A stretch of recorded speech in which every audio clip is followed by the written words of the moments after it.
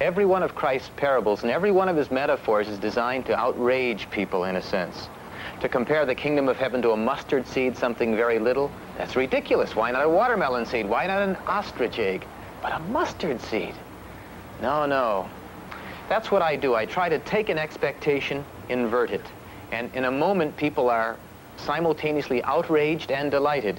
And they have to look at this in a new way. I think that's the way grace operates in the world. It's the strange or the unexpected one that comes and awakens the unexpected feeling.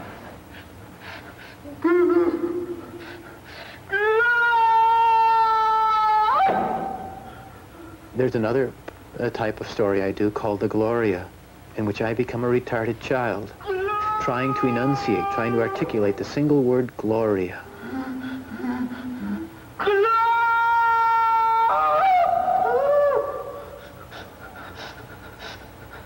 When I'm telling stories, I feel that I enter a sort of trance state.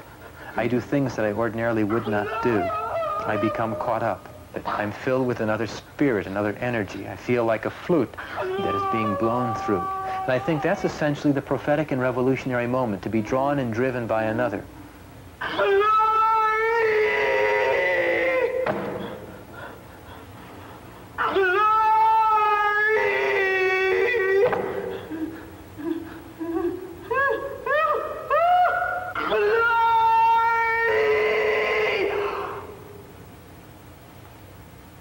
On one occasion, a retarded child came up to me and said, "How did you know what I was feeling?" Thank you. I was awestruck.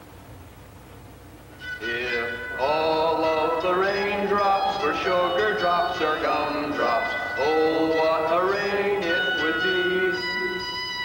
I'd stand outside with my mouth open wide. Hit it. Good.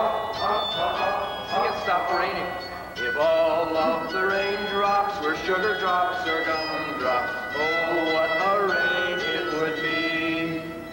Don't you feel silly? You're supposed to. La ilaha illallah Muhammad Rasul Allah.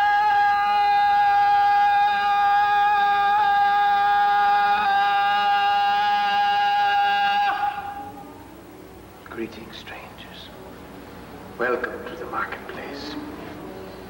My name is Aki, and I am a beggar. All day long I sit here in the marketplace and I beg. People push and shove, they buy and sell. But Aki, he sits and begs. Perhaps you wonder why Aki is a beggar. Aki, why don't you do honorable work, you might think, huh? Maybe you think that. It is a good wonder. I will tell you why I am a beggar. It is because I have a beggar's path. Oh yes. Each of us is called to a path. And to follow one's path is holy, always. Aki is called to be a beggar. For Aki not to beg would be a sacrilege. So Aki begs. And he begs with pride. But why do we beg, you may wonder, huh? I will tell you, it is because of the dance. That is why we beg. Oh yes, each of us is called to the dance. Yes. We move our prayers as other people move their feet. But there are people in the marketplace who are afraid of the dance. They cling to their life, to their possessions, oh, to their reputation. Oh yes. And they are weighed down with all of them. They cannot move. Yes, like human camels, like stones.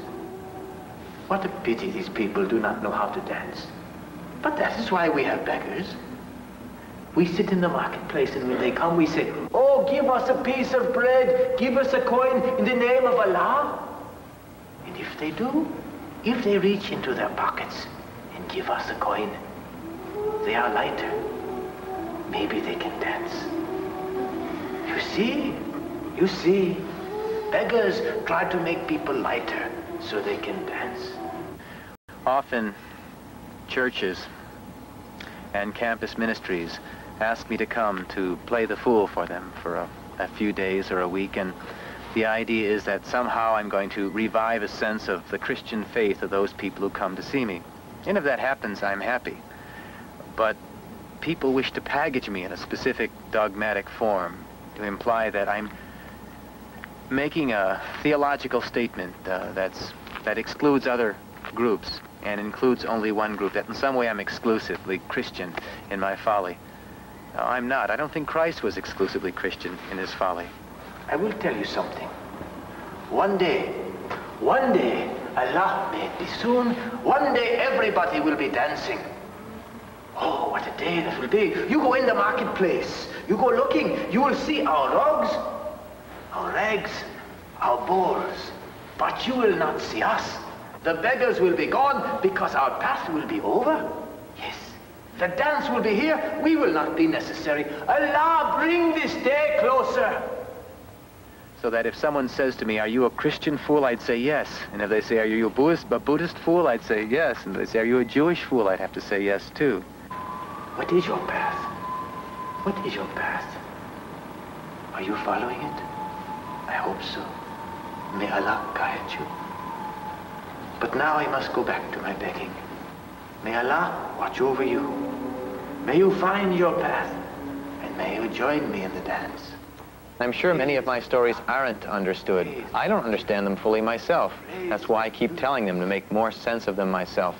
They're great mysteries I'm grappling with. Death, madness, mysticism, androgyny, loneliness, hope, paradox. These can't be explained. Mystery cannot be explained. If we were able to unwind the sunset, would we be able to wind it up again? I think some things just simply have to be celebrated and experienced in themselves, of themselves, without an attempt to analyze them.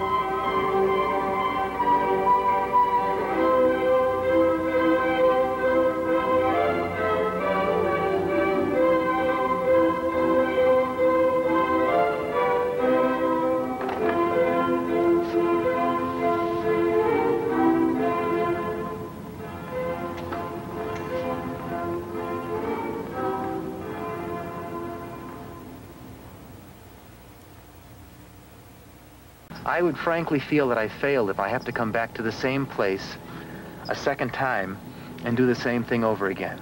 I'm much more excited if I become unnecessary, if someone else can do the work instead of me. And so my dream is to become totally irrelevant, to have fools take over my job, huh? Then I can raise bees as Virgil did. That's much more fun, I think, in some ways. Huh? A lot more permanent, too. So to be dispensable is the goal of a fool, I think, huh?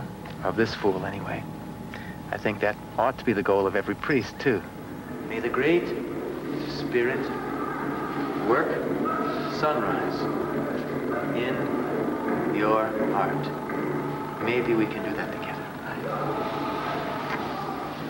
Right? May the Great Spirit work sunrise in your heart.